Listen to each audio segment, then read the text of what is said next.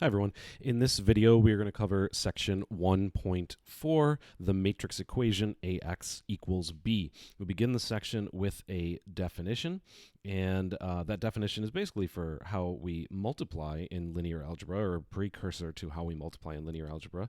If we have A and M by N matrix with columns A1 through AN, A1, A2, A3, etc., and x is a vector in Rn, so here's my x right there, a vector, then the product of a matrix A and a vector x, denoted A times x, is the linear combination of the columns of A using the corresponding entries in x as weights. So what that means is that each of these A's, A1, A2, through AN is a column of entries, a single column vertically. And in doing this multiplication here, the vector, the entries in X, we change colors there, the entries in X, X1, gets multiplied by column 1. X2 is multiplied by column 2, X2 times A2. All the way up to the last entry, Xn is multiplied by column n. And then all of those get summed, added together. So it's a linear combination of the columns of A using the entries in X as weights. Okay, pretty hefty definition, but it's how we define a multiplication of a matrix by a vector. Okay, and it says, notice that AX is defined only if the number of columns of A equals the number of entries in X, right? I had n entries in X, n columns in A. Those have to match in order for this product to be defined. So now let's move down a little bit here and go through an example, which I don't have typed out beforehand, but that's okay. And in this example, we're going to take the matrix, let's see, 1, 2, -1, 0, -5, 3, and multiply it by the vector 4, 3, 7.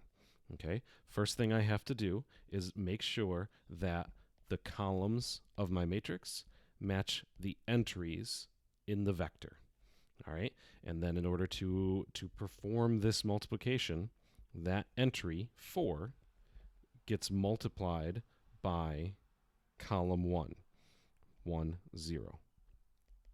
Add to that, the second entry 3 is multiplied by the second column 2, -5. Add to that, the third entry 7 is multiplied by the third column, -1, 3. And notice I'm not putting all of those products as a 3 by 3 matrix.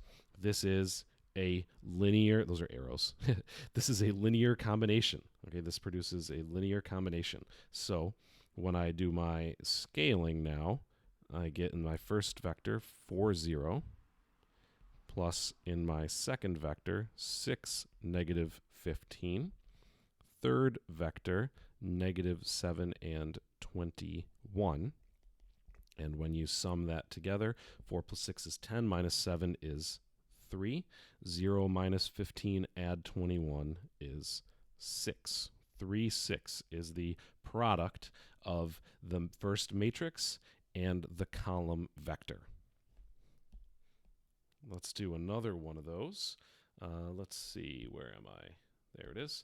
So we're going to multiply this matrix here, 2, -3, and 8, 0, and -5, 2, that matrix by the column. Now, before I write my column vector down, how many entries does that have to have? Think about that for a second. Because my matrix has 2 columns, this vector needs 2 entries, 4, 7. To perform this multiplication, my first entry in that vector 4 gets multiplied by 2, 8, -5, the first column. Add to that the second entry 7 multiplied by the second column -3, 0, and 2. Let's do our scaling. You have 8, 32, -20, that's a 20.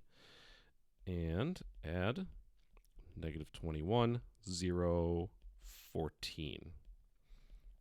When all's said and done, let's see what we get here. Oh, the middle's 32. That's easy mental math. 8 minus 21 is, I think, negative, let's go with 13. Negative 20, add 14 is negative 6. Boom, there you go. So we've multiplied a matrix times a vector. In the next example, you are given the linear combination, and the question says, I want you to write it as a matrix times a vector. So take that linear combination and pull it apart into the product that produced it, if that makes sense. Hopefully it does. Okay, so I have V1, V2, V3 are my vectors in Rm. 3, negative 5, and 7, those sure look like the weights that are being multiplied by those vectors.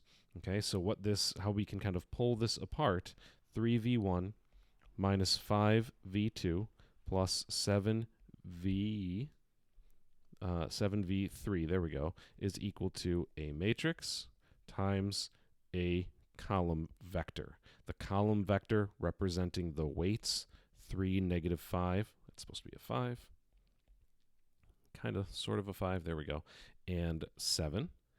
And then the matrix, being the 3 vectors v1, v2, and v3. So we can multiply matrix times vector. We can also pull apart a linear combination into a matrix times a vector. In this next example, we're given a system of equations right there, and we want to write that system of linear equations as a vector equation, which we did in the previous section, involving a linear combination of vectors. Okay, so the way that we can do this is to take our, let's say, our first term in both equations, represented by that first circle there, right? That is a scalar, x1, times a vector representing the coefficients of x1, 1, and 0.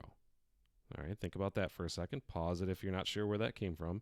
There's an x1 in both equations. The coefficient in the first equation is 1. The coefficient in the second equation is 0, which is why you don't see it. Okay, now my second term in both equations, that's a negative 5. Just make sure you note that. The second term in both equations is plus x2 times the weights 2 and negative 5. The third term in both equations, we're not going to circle it this time, is the weight x3 times negative 1 and 3. And then finally, that produces, that's equal to the vector for 1. There we have a vector equation. In the previous section, I took a few more steps to get to this point, but that's how we can kind of just transform a system of equations that we're given into a vector equation. Okay, and now what do you notice on the left-hand side? Right, the left-hand side, I have a weight times a vector plus a weight times a vector plus a weight times a vector. Well, that sure looks like a linear combination. So I can pull that linear combination apart, as we did in the previous example, and produce a matrix times a vector. Okay, and this is going to lead to what it says at the bottom here, a matrix equation. Let me rewrite the right-hand side. That's not changing. 4, 1. Okay, so the x1, the x2, the x3, those are our weights that go in the vector. And then the column vectors form my matrix. 2, negative 5, negative 1, 3. Okay, and that guy right there, they refer to it as equation 3. So maybe I'll throw a parentheses 3 next to it. This guy gets a parentheses 2 next to it. Equation 3 is called a matrix equation. Okay, and it's important, especially in this first chapter, as we're being thrown all of this terminology really quickly to distinguish between what each term means, right? And what I mean by that is, at the top here, system of equations. In the middle here, got a little bit messy, but vector equation. At the bottom here, matrix equation. Okay, they all represent the same system. I also could throw this as an augmented matrix. They all represent the same system. They all ultimately have the same solution, x1, x2, x3. Okay, but they are different views of the same thing. Right? We can look at it different ways. The middle one looks more like a vector. The bottom one looks more like a matrix. Okay, that's the difference there. Now we come to our next theorem in this chapter 1. And remember, theorems are something that you may need to read a few times in order to fully grasp, maybe not these early ones. This one just kind of generalizes something that I mentioned, something that I stated on the previous slide. If I have a matrix, M by N, that has columns A1 through AN, and I have some vector B in Rn, then the matrix equation, A times X equals B, that's what we were just introduced to, has the same solution set as the vector equation, which in turn has the same solution set as the system of linear equations, whose augmented matrix looks like that. Okay, so what that means is that all of those different representations have the same solution, and the best approach to solving any of them is with the augmented matrix and row operations that we've been going through so far. In our next example, we're asked if the matrix equation AX equals B is consistent for all possible values of B1, B2, and B3. So we're not given a specific vector, 1, 2, 3 at the end. We're given a general B1, B2, B3. All right, and the best way to answer this question is by taking my matrix A, 1, 3, 4, -4, 2, -6, -3, -2, -7, and augmenting it with my B column, B1, B2, B3.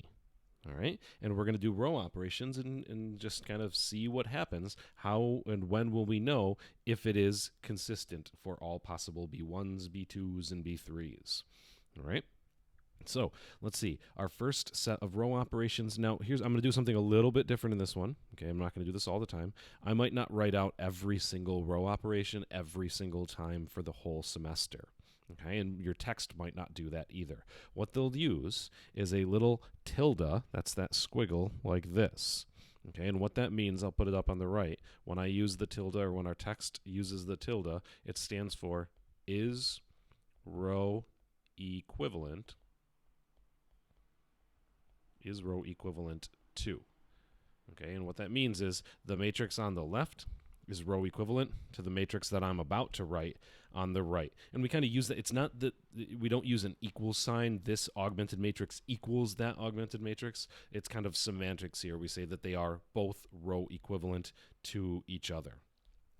Okay, so what are my row operations? I'm just going to write the tilde, but my row operations, I'm going to take 4 times row 1 and add row 2. So let me rewrite row 1, 1, 3, 4, B1. All right, so 4 times 1 minus 4 is 0. 4 times 3 is 12. Oops, that's a 0. There we go. 4 times 3 is 12 and 2, 14. 4 times 4 is 16 minus 6. And 4 times B1, oh, this is going to get a little bit messy, 4B1 plus B2. All right, a little bit messy there, but we can keep track of things. That was my first row operation. My second one below that, I'm going to triple row 1 and add row 3. Gives me a 0 here, 3 minus 3. 9 minus 2 is 7. Triple the 4, 3 times 4 is 12, minus 7 is 5. Okay, so what did I do? I took 3B1 plus B3. Okay, so that's my first set of row operations. All right, so now what we'll do, let's see here. What is our next operation? I want to use, I could get a 1, but if I try to scale, whoops, I just want to underline, if I try to scale this row by a 14th, it's going to make the ending pretty ugly. Or even this row by a 7th, it's going to make that last term in the matrix pretty ugly. So we're not going to scale anything. My next row operation, I'm going to take -1/2. I'm going to divide that row by 2, -1/2 row 2, add row 3, store the result in row 3, and then we'll see what happens. So I'm using this 14, turning it into a negative 7 by doing negative 1/2, and then adding that 7. That's going to put a 0 below the 14. So let's see what we get. Let's see.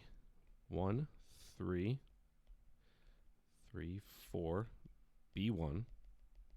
Row 2 is not changing. 0, 14, 10, 4B1 plus B2. All right, so negative 1/2 times 0 adds 0. Okay, great. Negative 1/2 times 14 adds 7. That's also 0. Negative 1/2 times 10 is negative 5. Add 5, 0. Ooh, and here's the really messy part. We're going to take negative 1/2 times 4B1 plus B2 and add 3B1 plus B3. Okay, that got real messy at the end there, but luckily we're almost done with this part of the problem. We're not going to make that bottom any uglier. So I took negative 1/2 times this and added that to get that last ugly part. Okay, maybe we want to clean that up a little bit. But let's go back and look at the question for just a moment. The question is AX equals B consistent for all possible values of B1, B2, and B3? At this point, I can answer that question. Well, I can almost answer that question. It's not consistent for all possible values of B1, B2, and B3 because the bottom row, I have a row of almost zeros, right? It will be consistent if the bottom equation says 0 equals 0. But if that big ugly mess on the right is anything other than 0, well, AX equals B is not going to be consistent. Okay, so what we'll do is we'll clean that bottom entry up. So let's first simplify.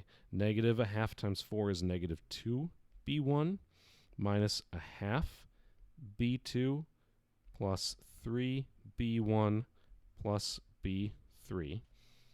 Combining our like terms there, we're going to get 1B1 minus 1/2 B2 plus B3 is our simplified form there. All right, and so what I'm going to add on to that bottom line is the entries in the B vector must satisfy that this equation is equal, or that expression is equal to 0. B1 minus 1/2 B2 plus B3 has to be 0 in order for AX equals B to be consistent. Otherwise, it's inconsistent. Now we encounter yet another theorem, and this will be a ongoing trend in the course. We will get packed with theorem after theorem, and we'll talk about as we go through the semester how I'm going to assess you on your understanding of the theory underlying this course. Okay, that's a big component, especially for those of you that might be pursuing math even further. Some of you engineering majors might not like investigating the theory, but those of you that are going to be doing the math thing, you really have to understand the theory behind the math in order to be successful in the higher level math courses. Okay, so our theorem 4 here, A is an m by n matrix. Then these statements, A, B, C, and D, are what's called logically equivalent. What that means that for a matrix A, they're either all true or they're all false for that matrix. All right, for each B in Rm, AX equals B has a solution. Not for every matrix, but when that A is true, B is also true. Each B in Rm is a linear combination of the columns of A. And when that's true, the columns of A span Rm. And when that's true, A has a pivot position in every row. This is a really useful theorem that we're going to refer back to as we go through, as we kind of continue through chapter 1. Okay, so all of the 4 of those statements are either all true for a given matrix or all false for a given matrix. So if A is missing a pivot, right? If A is missing a pivot, D is false, then I know that AX equals B doesn't have a solution for every B. Or if I can't write B as linear combinations of the columns of A, then I know that the columns of A do not span Rm. All right, so those are all connected to each other. Here's another example where we're going to go back to the beginning of the section kind of and multiply, but I'm going to add a new not twist, that's a terrible way of describing it. I'm going to add a new component to make this multiplication a little bit easier and a little bit more visual, a little bit less to write down. Okay, so let me start out with, if I want to find a times x, let's get a pen here. If I want to find a times x, where I have this matrix A and this column vector x, we already talked about previously that ax is the weight x1 times the column, the first column of A, 2, -1, 6, etc., etc., etc., right? If I were doing that again, I would just be doing another redundant example of something we've already covered, right? So we're going to look at this problem differently. Still produce the same result, still multiply a matrix times a vector, but kind of simplify things. All right, so what I'm going to do now is rewrite A and x next to each other. So let's go ax equals matrix A, 2, 3, I can never write those 3s the first time, 4, -1, 5, -3, 6, -2, 8. Okay, and then my vector x1, x2, x3. Now, if I had continued writing out this step above, right, I'd have the x1 there, plus the x2 there, plus the x3 there, right? x1 gets multiplied by that top entry, added to x2 times that top entry, added to x3 times that top entry.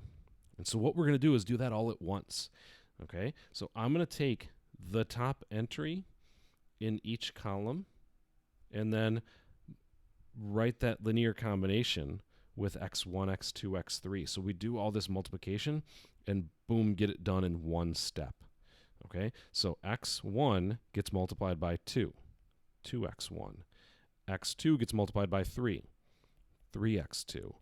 x3 is multiplied by 4, 4x3. Boom, top row done, one step. All right, so now let's change colors. Hopefully I don't get too messy here. Middle row gets multiplied by all 3 weights. Each entry in the middle row, -1, x1, is multiplied by the weights. 5, x2, minus 3, x3. Finally, the bottom row gets all 3 weights applied to it. 6, x1, minus 2x2 plus 8x3.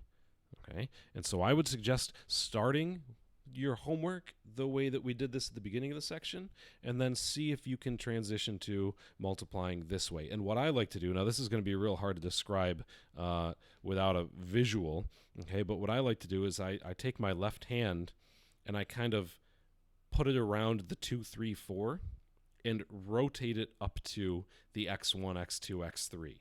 So maybe that makes sense. I use my left thumb and index finger, and I point at the 2, 3, 4, and then bring them over to the x1, x2, x3. Hopefully that maybe helps. That's the visual, like drag it over, how I see these getting multiplied and then added together. All right. If you want a better visual of that, let me know. Maybe I could do like a little recording of me doing this, like a video recording of me doing this. All right, now let's practice with a couple more examples. I'm going to use my highlighter this time. I'm going to take the top row times that column and write that linear combination. Whoops. All right, so we're going to have 1 times 4 plus 2 times 3 minus 1 times 7.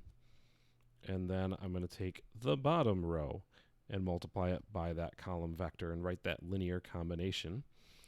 0 times 4, -5 times 3, plus 3 times 7. Simplify that. 4 plus 6 is 10, minus 7 is 3. 0 minus 15, add 21, I think is 6. All right, now let's see if I can do this one with some underlining. This row times that column equals 2 times 4 minus 3 times 7.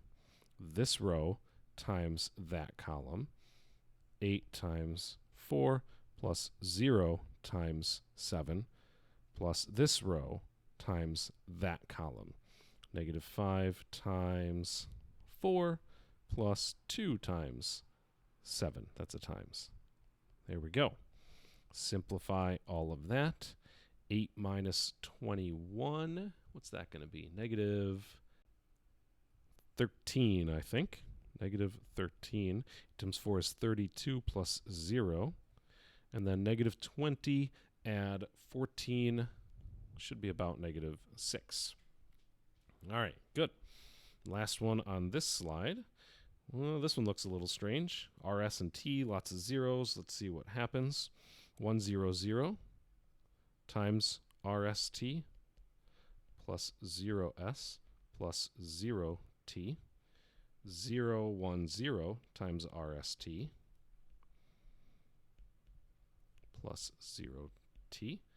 001 times RST plus 1 times T. Okay, what do we get when we simplify? Well, R, S, and T. Okay, that's kind of interesting. So we multiplied a matrix times a vector and produced the exact same matrix. I want you to think back to some class that you've had in the past. What do you get when you multiply something and it doesn't change? What do you call that? Well, if you don't remember, it's called an identity, right? The identity matrix has ones on the diagonal, like that, zeros everywhere else. It's called the identity matrix, and it's denoted with an I. So 100, 010, 001 is an identity matrix, and we refer to that, that's an equal sign, as I with a subscript of 3. We also use I subscript n to be an n by n identity matrix. All right, now finally we close out the section with one more theorem, okay? And it's for a matrix A that is m by n, given two vectors u and v and a scalar c. Then if I multiply a matrix times a sum of two vectors, I can distribute that matrix over the sum. So matrix, this matrix vector multiplication, the distributive property does in fact apply. And then in B, if I have a matrix times a scaled vector, I could essentially factor that scalar out. First multiply matrix and vector, and then worry about the scalar. Okay, that's what the theorem says. Fairly straightforward, hopefully. What I want to just add on here is that in our text and in our notes that I will instruct you on, we will often write what is called a proof. Okay, and a proof is a set of logically connected statements that say why that theorem up above is true. And so what I would like you to do is to read through this proof and try to understand how each step is connected to the one previously. And you might read it once and it might just be a bunch of just disconnected statements that you don't really understand. But maybe the second, maybe the third time it might make more sense. Okay, but notice here, let me get my highlighter. We start out with the theorem, the left-hand side of the theorem, a times u plus v, and then we do some things, and we end up with au plus av. Your goal would be to understand what happened from the left to the right. Similarly, to prove the second part B of the theorem, acu, cau, what happened in between those two steps. Okay, so read through that. That's what a proof looks like, and we'll be encountering more of them as we move through the next 14-ish weeks. That is the end of section 1.4. Thank you very much for listening. Have a wonderful day.